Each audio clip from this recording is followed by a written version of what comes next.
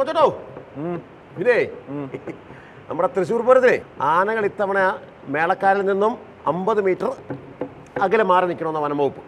നമ്മുടെ വനംവകുപ്പ് പോരാ അവന്മാർ മറ്റേ മഴക്കോടിയൊക്കെ നടക്കുക ആനയെ കണ്ട പൂരത്തിനാണ് ഏതാനയാലും എന്റെ പ്രശ്നം അതല്ല. ഞാൻ ഓർക്കുന്നതേ ഈ തൃശ്ശൂർ പൂരം മോഡല് തെരഞ്ഞെടുപ്പ് പൂരം വരുമ്പോ സ്ഥാനാർത്ഥികൾ വരുമ്പോ 50 മീറ്റർ മാറി വോട്ടർമാർ നിൽക്കണമെന്നെങ്കിൽ ഗംഭീരമായിരുന്നു. കൊടിയേറിയപ്പോ തന്നെ ആള് കയറിയിട്ടുണ്ട്. സ്ഥാനാർത്ഥികളൊക്കെ അവിടെ കിടന്ന് വരാൻ തുടങ്ങിയിട്ടുണ്ട്. ഒറ്റ ഒരു കണക്കൂട്ടിൽ എത്രയാ? തൃശ്ശൂര് പൂരം കൂടെ കഴിയുമ്പോഴത്തേക്കും ഞങ്ങൾ ഇങ്ങനെ എടുക്കത്തില്ലേ. വന്നപ്പോ സുരേഷ് ഗോപി എന്തായിരുന്നു, ഇപ്പൊ എന്താ? എന്തോ പോരാ, കഞ്ഞൂടി മാത്രമേ ഉള്ളൂ. അതെ, കഞ്ഞൂടിയൊന്നും അല്ല. ഡാൻസ് പുള്ളി ഓൾറെഡി അവിടെ ഫിക്സ് ആയി കഴിഞ്ഞു. 20 എത്ര കിട്ടും? മൊത്തത്തിൽ എനിക്ക് തോന്നുന്നു UDF-നുള്ള ഒരു ട്രെൻഡ് ഉണ്ട്. പക്ഷെ അണ്ണാ ഞാനൊരു കാര്യം പറയാം, പെട്ടെന്നൊന്നും UDF അത്ര കഴിഞ്ഞ പ്രാവശ്യത്തെ പോലെ എളുപ്പം നിൽക്കുന്നില്ല. കുറച്ച് പാടുപെടും. ഈ സൗത്ത് കേരള എങ്ങനെയുണ്ട്? തിരുവനന്തപുരത്ത് നിങ്ങൾ നോക്കിയോ, രാജീവ് ചന്ദ്രശേഖർ വന്നപ്പോൾ ഉള്ള മൈലേജ് അല്ലേ? 2-3 ടേമായിട്ടേ LDF തിരുവനന്തപുരത്ത് 3ാമത് പോവല്ലേ, ഇത്തവണ അതായിരിക്കില്ല. അതൊക്കെ പണ്ടത്തെ കഥയാണ്. പന്നിനൊന്നും ഇപ്പൊ അങ്ങനെ ഏശത്തില്ല. പിന്നെ ആറ്റിങ്ങൽ എന്ന് പറഞ്ഞാൽ ജില്ലാ സെക്രട്ടറി LDF-ന് വേണ്ടി മത്സരിക്കുന്നത്. അടൂർ പ്രകാശ് നന്നായിട്ട് വിയർക്കും. അവരുടെ കംപ്ലീറ്റ് മെഷീനറിയും ജോയിക്ക് വേണ്ടി പ്രവർത്തിക്കണം. കൊല്ലം പ്രേമേന്ദ്രൻ ജയിക്കാൻ തന്നെ അവരെ കുത്തകയാണ്. ആളെങ്ങനെയുണ്ട്? മറ്റേ ചന്ദനത്തോ വൈറ്റയിലൊക്കെ പോയി കിട്ടില്ല ലാൻഡിംഗ് പ്രേമേന്ദ്രന്റെ അയൽവക്കത്ത് എത്തൂല മൊത്തം ഓട്ടം.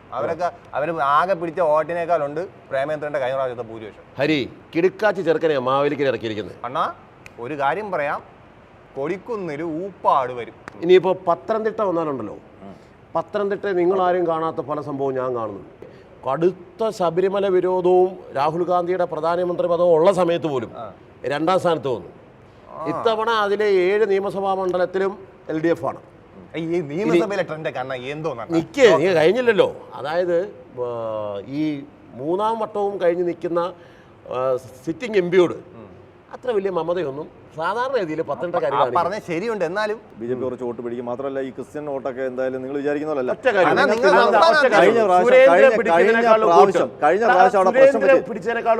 എനിക്ക് തോന്നുന്നു പിടിക്കുന്ന BJP. കാരണം കഴിഞ്ഞ പ്രാവശ്യം 2,97,000 വോട്ടിന് കഴിഞ്ഞ പ്രാവശ്യം വലിയ ഫൈറ്റ് ആയിരുന്നു. സുരേന്ദ്രന്റെ ഭയങ്കര പ്രചരണം ഉണ്ടായിരുന്നു. അവസാനത്തെ പ്രചരണം ഇച്ചിരി പ്രചണ്ഡമായി പോയി. അതിൽ ആണ് പ്രശ്നം പറ്റിയത്. LDF സ്ഥാനാർത്ഥിയുടെ ഒരു ഇതുണ്ടല്ലോ, 50,000 പേർക്ക് തൊഴിൽ, അത് ഭയങ്കരമായിട്ട് ചർച്ച ചെയ്യുന്നുണ്ട്. ഇല്ല, അതില്ല. 50,000 തൊഴിൽ. ഞാൻ ഇപ്പോൾ കുറച്ച് ആൾക്കാരെയൊക്കെ കണ്ടു, അല്ലെങ്കിൽ നമ്മളോടൊക്കെ സംസാരിക്കുമ്പോൾ വയസ്സന്മാരുമായിട്ടൊക്കെ സംസാരിക്കണം. അവരും പെൻഷൻ ഭയങ്കര പ്രശ്നമാണ്. കേന്ദ്രം പറഞ്ഞു പറ്റിക്കുന്നിടത്തോളം പോലൊന്നും അല്ല. കേന്ദ്രം ഒന്നും പറ്റിച്ചിട്ടൊന്നുമില്ല. 15 ലക്ഷം അക്കൗണ്ടി വന്ന ആളാണോ? 15 ലക്ഷം അക്കൗണ്ടി വന്ന ആളാണോ? സുപ്രീം കോടതി 15 ലക്ഷം അക്കൗണ്ടി വന്ന ആളാണോ? 15 ലക്ഷം. അത് 50 രൂപയ്ക്ക് പെട്രോൾ അടിക്കുന്ന ആളാണ്. അന്ന് പിന്നെ ആറ്റിങ്ങൽ V മുരളീധരൻ ശോഭയെക്കാളും വോട്ട് പിടിക്കുമോ? സാധ്യതയുണ്ട്. അവിടെ ഒരു ഫിക്സഡ് വോട്ടാണ്. ആറ്റിങ്ങൽ കഴിഞ്ഞ വികാരം ഇപ്പോഴും നിൽക്കുന്നുണ്ട്. ശബരിമല നിങ്ങൾ കഴിഞ്ഞു പോയതൊന്നും അല്ല. അതിനുശേഷം നിയമസഭാ തെരഞ്ഞെടുപ്പ് നടന്നു. അതിലെന്തായിരുന്നു കണ്ടേ? ആദ്യമേ 123 മണ്ഡലങ്ങളിൽ ലീഡ് ചെയ്ത UDF നേരെ 40ലേക്ക് പോയി. പോട്ടെ. ഈ ആലപ്പുഴയിലെ കനലൊരു തരി മതി കേട്ടുണ്ടല്ലോ. അത് കഴിഞ്ഞ തവണ പിടിക്കാമെങ്കിൽ ഇത്തവണ ഈസി ആയിട്ട് പിടിക്കും. ശോഭാ സുരേന്ദ്രൻ വോട്ട് പിടിക്കുന്നോണ്ടിരിക്കും അവിടെ. വോട്ട് പിടിച്ചോട്ടെ. ശോഭാ സുരേന്ദ്രൻ എന്തായാലും LDF-ന്ന് വാരിക്കൊണ്ടൊന്നും പോകാൻ പോകുന്നില്ല.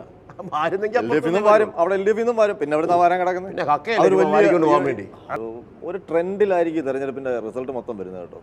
ട്രെൻഡ് ഈ ഒരു ഭരണവിരുദ്ധ വികാരം കഴിഞ്ഞ നിയമസഭയുടെ സമയത്ത് ഇതുപോലെ തന്നെ പറഞ്ഞിരുന്നു. ഭരണവിരുദ്ധ വികാരം വേപടിക്കുന്നു. അവിടെ അടിച്ചില്ലല്ലോ. പാലക്കാടൻ കാറ്റെന്ന് പറഞ്ഞാണ്ടല്ലോ, പനകൾ ഇങ്ങനെ ആടും. പിന്നാണോ ഒരു 30-33 പാലക്കാടൊക്കെ BJP വലിയ ആലത്തൂർ കണ്ടോണം, പാട്ടും പാടി ജയിക്കും. യഥാർത്ഥ പാട്ട് പാടുന്ന സ്ഥാനാർത്ഥി ഉണ്ടല്ലോ. അതാ പറഞ്ഞ പാട്ടും പാടി ഇപ്പൊ തിരിച്ചു പിടിക്കുമെന്ന്. അത് ചിലപ്പോൾ സംഭവിക്കും. നിങ്ങൾ ഈ എല്ലാ തെരഞ്ഞെടുപ്പ് വരുമ്പോഴും ഓരോ കക്ഷികളെ പൊക്കിക്കൊണ്ട് വരുമല്ലോ എവിടുന്നേലും ഒക്കെ. പിന്നീട് അവരൊന്നും കാണുന്നില്ല. അൽഫോൺസ് ജി എവിടെ?